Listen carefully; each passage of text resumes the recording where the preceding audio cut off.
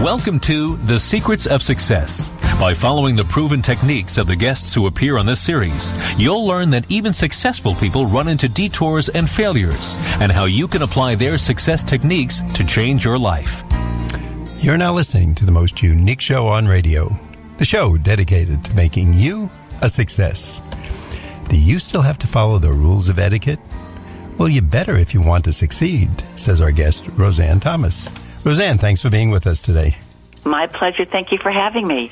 Rosanne, you've wrote a book called, the title is Excuse Me, and it's about etiquette. Do people even know how to spell that word? I mean, if you said to someone, what's etiquette, would they kind of scratch their head and say, next question, please? They might very well. You know, they engage in it to an extent, but it hasn't been codified for them for a long time, and they don't really know exactly what the rules are. But they do know, it's interesting, people always know when they're not being treated respectfully, when they're not being treated civilly, and that's an example of a lack of etiquette. So we all need it, we all want it, but we're not getting enough of it. Now, going through your book, the word etiquette, has that, are people following the rules, but they just changed the title, what would you call it, the new words that we sometimes use, such as authenticity or transparency? Is that the same as etiquette, or am I going over to a whole new area? I don't think they're exactly the same, although they're related. Authenticity and is to be something that we all want to have, and clearly that's part of respect and inclusion. But my thinking is that it's not exactly the same thing. Etiquette today, business manners, if you will, is really about figuring out, as opposed to the golden rule, which was always treat others the way we'd like to be treated. Today we have to employ the platinum rule, which is to treat others the way they want to be treated. Very interesting. So now it's not the golden rule. It's right. And having gone through your book, I think our listeners are going to see in a few minutes why you're saying something like that and how the world has changed. Of course, we know it's changed in many ways with technology, etc. But just why this is becoming so important. Did I read correctly that something like 9 out of 10 people say they witnessed, and this is, breaking down large-scale surveys, incivility in the workplace? Mm-hmm. Yes, they have either witnessed it or experienced it.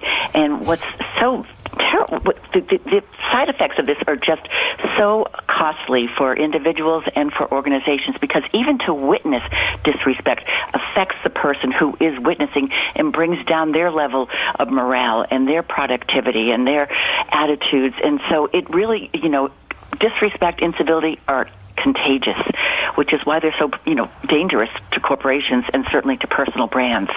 One of the good things, or at least I always like it when you say something like this, but I think I read a section of your book where you said, you don't have to be perfect. You just have to make a good faith effort. Did I get that right? You absolutely did. I wouldn't be in this business if you had to be perfect, believe me.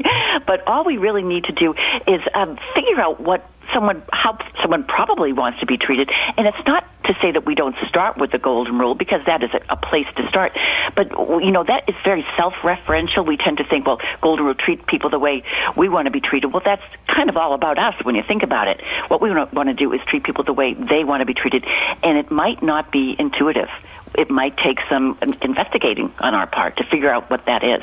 And I was just going to say that, we can have all the good faith in the world, but to a right-handed person, a left-handed person is peculiar because they're using the wrong hand to do things. Right. Now, just to use something very general that we see every day, but we're now dealing with different nationalities, different religions, different abilities and lack of abilities in the workplace, and people take this very seriously if you address them the wrong way or give the wrong title to their manner of working, and I'm thinking of that toward ability and background, etc. And people can actually be very, very hurt and insulted by that. Am I correct?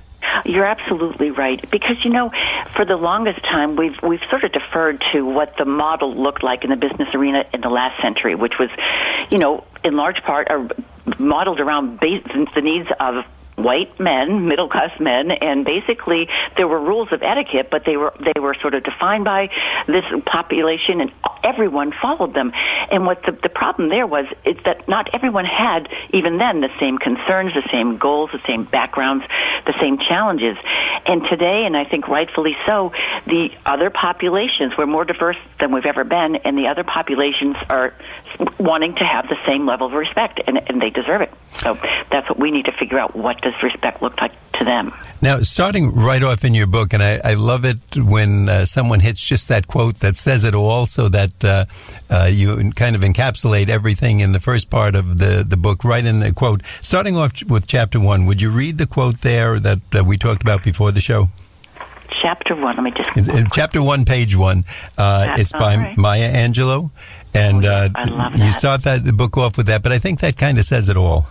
It does. And, what she said is, quote, "I've learned that people will forget what you've said, people will forget what you did, but people will never forget how you made them feel." Maya Angelou. And honestly, if we apply that to ourselves, and maybe that's going back to that golden rule again, but if you come back and say, "Bill, I love your shirt," or "That's a really nice car you have," or "What a cute dog," I kind of like you right away. We're starting out on the friendship track rather than "That's an ugly car," or "I hate your shoes," or "Are you really going to wear those pants out?" I'm going to get defensive. But right. I think if people just follow that, as you said, you make them feel good, they're going to kind of stick with you, because too many people make us feel bad today. Well, they do, and it's interesting. I'm seeing a lot of what I consider to be gratuitous incivility out there. The other day, I live in Boston, and I was going around the Charles River doing some exercise, and literally within 1 hour, I was either a subject of or witness to 3 different acts of incivility, and I'm thinking it's just not necessary. We had a bicyclist coming at us at about 30 miles an hour and telling us that we shouldn't be on this walking path. Well, yes, we can be in that walking path, as bicyclists can as well. But there's just we don't give any room for other people's needs and wants. We just immediately, maybe even attack, if you will, or basically claim our own rights at the expense of others, I guess. Rosanne, I'd like our audience to know, in case they didn't tune in right from the beginning, our guest today is Rosanne Thomas, Thomas. Her book, just 2 words, Excuse Me, The Survival Guide to Modern Business Etiquette. Rosanne, would you tell us where we can get the book, and if there's a website where we can find out more? Absolutely. Our website is www.protocoladvisors.com, and there's information in the book there, but there's also a great deal of information right on Amazon.com. You'll find out how to order it, and you'll see lots of reviews, and that might be the easiest. If anyone would happen to be looking for a bulk purchase of books, the best place to go is 800 CEO Read, and they have great prices on bulk purchases. And we'll give you all that information again. Now, some people might be saying, "Oh yeah, all this etiquette crap, don't worry about it. We don't really care about that." I will tell you from looking at the book, you may be wondering why that person across from you got the promotion and you didn't, why your boyfriend got hired or not hired. And there are going to be a lot of stories, and Rosanne's going to tell us some of them as we go through the book. Just things that you're doing that people see, and right away they scratch you off the hire list, and their attitude is, let someone else hire them. We don't want that. That's going to be a problem. And you probably don't even know you're doing it. It's like looking at your watch or your cell phone or scratching your ear.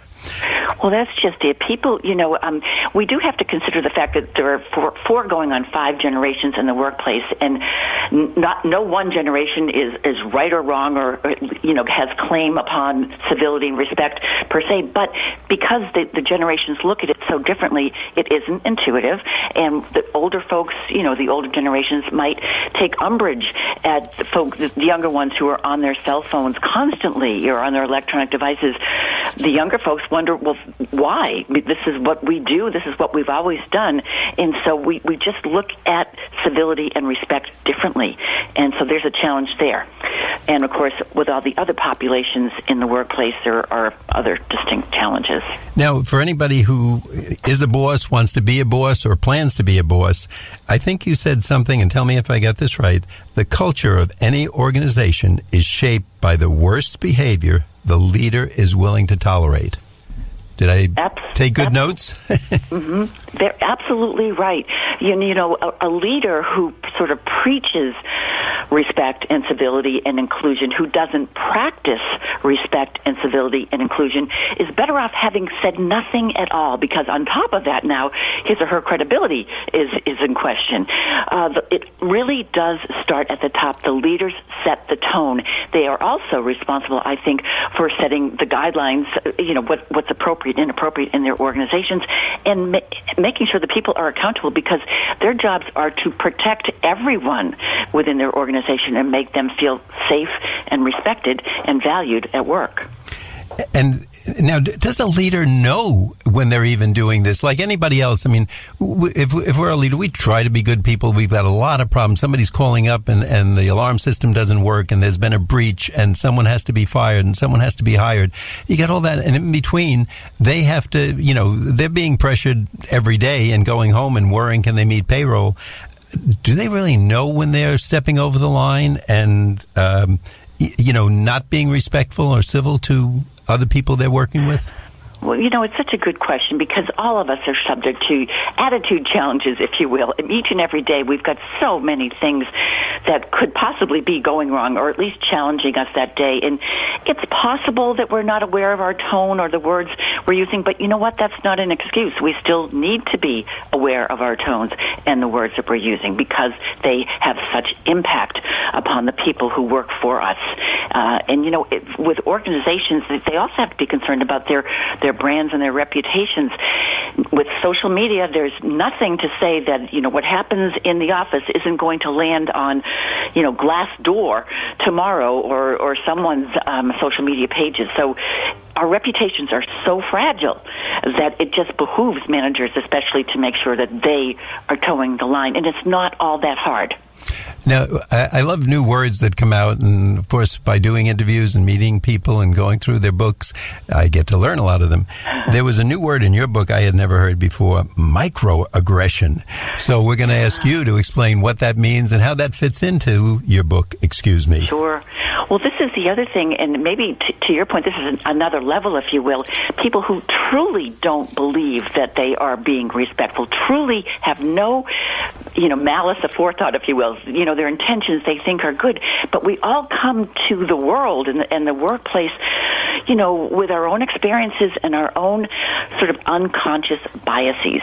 So, may I share a story with you? Oh, sure. This happened to me. I was walking through the Boston Common one morning on my way home from the gym. It was quite early, and I was sort of involved in my thoughts, wasn't really thinking about anything except the day in front of me.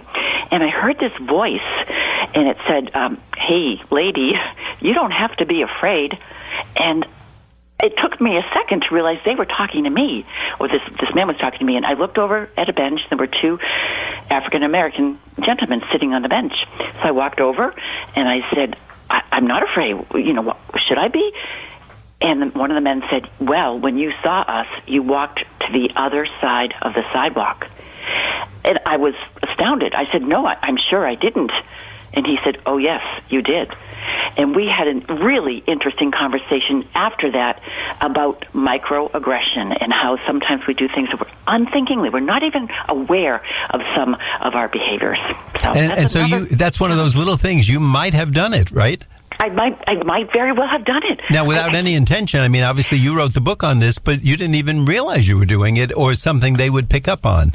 I didn't realize it. And, you know, but afterwards, we had a very nice discussion, but when I was walking away, I thought to myself, why would they have said that if it hadn't happened, even though I was completely unaware of it having happened?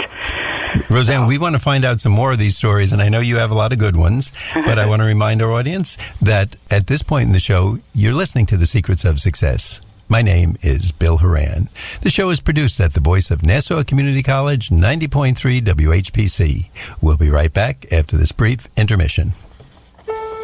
When you were a little kid and you thought about what you wanted to be, teaching was at the top of your list. But things changed. And as you got older, teaching didn't seem like the best option anymore. So you're thinking you'll be something else. But what would your 12-year-old self say?